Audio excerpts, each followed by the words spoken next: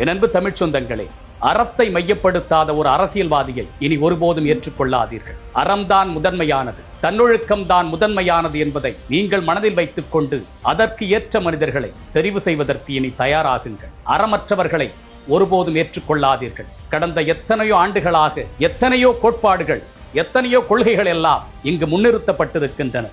பகுத்தறிவு சிந்தனைகள் முன்னிலைப்படுத்தப்பட்டிருக்கின்றன. திராவிடம் முன்னிலைப்படுத்தப்பட்டிருக்கிறது, ஆரியமும் முன்னிலைப்படுத்தப்பட்டிருக்கின்றது, தமிழ் தேசியம் முன்னிலைப்படுத்தப்படுகின்றது. எதுவாக இருந்தாலும் அறமற்ற ஒருவனை உங்கள் தலைவனாக ஏற்றுக்கொள்ளாதீர்கள். அறத்தோடு, தன்னறத்தோடு, இல்லறத்தோடு சமூக அறத்தை கடைபிடிக்கின்றார்களா என்று அறத்தை கொண்டு அளவிட்டு பாருங்கள்.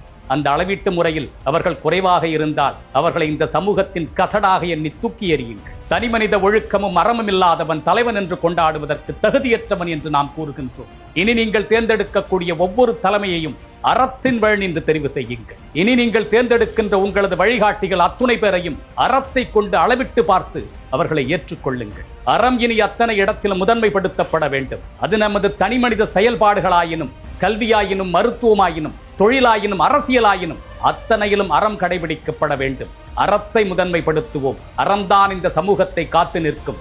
அறமாக இந்த சமூகத்தை உருவாக்கும்.